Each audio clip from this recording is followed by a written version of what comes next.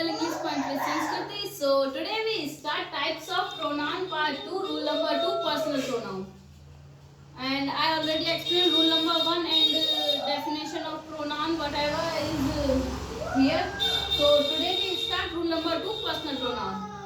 जब child and baby से gender स्पष्ट नहीं होता है, जब हमें कोई वाक्य दिया जाता है उसमें जब चाइल्ड का प्रयोग करते हैं, जैसे हम चाइल्ड या बेबी का प्रयोग करेंगे तो उसमें उसका जेंडर स्पष्ट ना हो, उसका लिंग स्पष्ट ना हो, तब उसके लिए प्रोनाउन में हम इट, इट्स, इटसेल्फ का प्रयोग करते हैं। जब जेंडर स्पष्ट नहीं होता है तब हम इट, इट्स, इटसेल्फ का प्रयोग करेंगे। Example, I saw a child, मैंने एक बच्चा देखा, ऑन द रोड, सड़क पर, blank, was cry for parents, was cry for blank and parents। I saw a child, मैंने एक बच्चा देखा, on the road, सड़क पर, cry for parents, अपने माता पिता के लिए रो रहा था। तो यहाँ पर हमें यहाँ पर जेंडर स्पष्ट करके नहीं दिया गया है, तो जेंडर स्पष्ट जब हमें करके नहीं दिया गया तो हम यहाँ पे इट और इट्स, इटसेल्फ का जो भी प्रयोग होगा वो करेंगे। ऑप्शंस में देखते हैं ही, हिज, इसमें जेंडर स्पष्ट नहीं किया तो ही, हिज तो नहीं होगा। सेकेंड है बी, इट, इट्स, और इसमें जेंडर स्पष्ट नहीं किया है, इट, इट्स का प्रयोग इसमें ऑप्शन में दिया गया है तो यहाँ पर इट्स का प्रयोग होगा, इट एंड इट्स का। तो I saw a child on the road, it was crying, it was crying, cry for its parents, cry for its parents. And अब हम सेकेंड इसमें देखते हैं correct and incorrect. A girl was crying, एक लड़की रो रही थी, फॉर इट्स मदर, अपनी माँ के लिए। तो यहाँ पर हमें यहाँ पर लिंग बता रहा है, इसका जेंडर बता रहा है कि ये लड़की है, गर्ल है, वह अपनी माता के लिए रो रही है। तो यहाँ पर जब हमको यहाँ पर जेंडर दिया जा रहा है कि गर्ल है, अगर यहाँ पर जेंडर स्पष्ट ना होकर बेबी, चाइल्ड अगर लिख के आता तो यहाँ पर हम उसका हर या उसका प्रयोग कर सकते हैं, सॉरी इट्स का।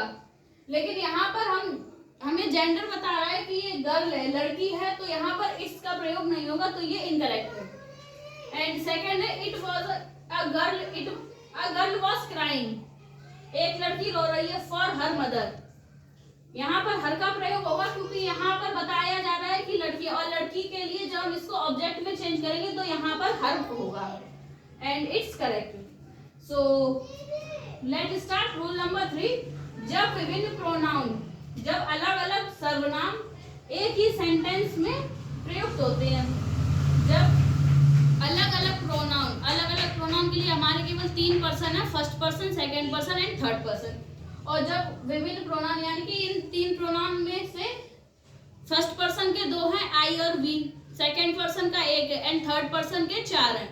तो उनमें से जब इनमें से एक साथ एक वाक्य में इनका प्रयोग होता है और बुरी बात का भी आभास ना हो, इसमें तीनों का प्रयोग होगा, और बुरी बात तीनों का नहीं, मतलब विभिन्न प्रकार के प्रोनाउन का प्रयोग होगा, first person, second person, third में से किसी का भी प्रयोग हो सकता है, और एक बार, 2 बार, 3 बार कैसे भी प्रयोग हो सकता है।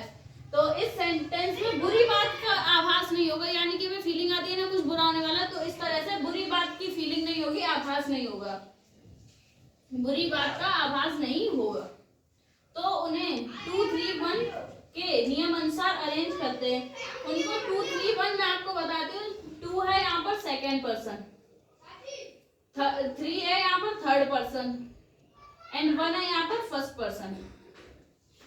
और इसको हम नियम अनुसार बनाएंगे, नियम अनुसार इसको हम अरेंज करेंगे, जोड़ेंगे। एग्जाम्पल में देखते हैं, यू है हमारा सेकेंड पर्सन, और मैंने यहाँ पर 2, 3, 1 भी उसी अकॉर्डिंग लिखा है क्योंकि जो ये यू है ये हमारा सेकेंड पर्सन में आता है, ही है ये हमारा थर्ड पर्सन में आता है, और आई ये फर्स्ट पर्सन में आता है। यू, ही एंड आई, तुम, वो और मैं, या वह और मैं। सेल स्टडी टुगेदर, तुम, वो और मैं साथ में पढ़ाई करेंगे, या मतलब एक साथ पढ़ाई करेंगे। तो यहाँ पर बुरी बात का आभास नहीं हो रहा है, और विभिन्न प्रकार के प्रोनाउन आ गए हैं यहाँ पर, यू, ही, आई, ये विभिन्न प्रकार के यहाँ पर प्रोनाउन आ गए हैं। तो यहाँ पर, और हमें यहाँ पर बुरी बात का भी आवाज नहीं हुआ, तो यहाँ पर हम 2 3 1 के अनुसार इसको अरेंज करेंगे, ठीक है। एंड रूल नंबर 4 देखते हैं। एक ही वाक्य में विभिन्न प्रोनाउन का प्रयोग करते हैं। प्रयोग करेंगे विभिन्न प्रकार के प्रोनाउन का, और एक ही सेंटेंस में, एक ही वाक्य में करते हैं।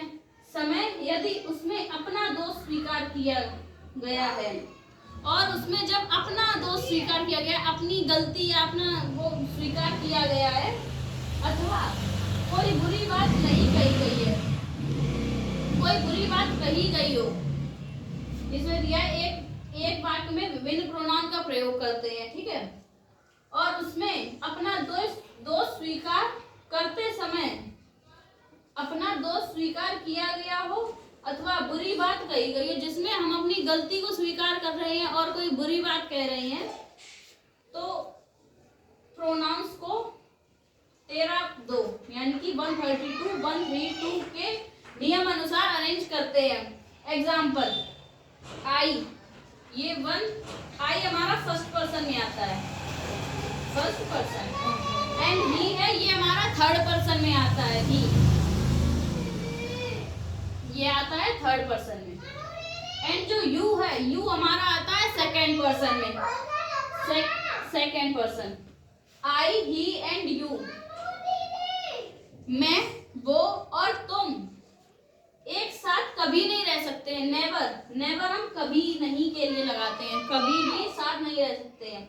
और कैन यहाँ पर सकता, सकती, सका, सकी के लिए यहाँ पर कैन आया, और लिव मिस रहना, टुगेदर मिस एक साथ। तो यहाँ पर हमने 132 के अनुसार इसको, इस वाक्य को अरेंज किया है।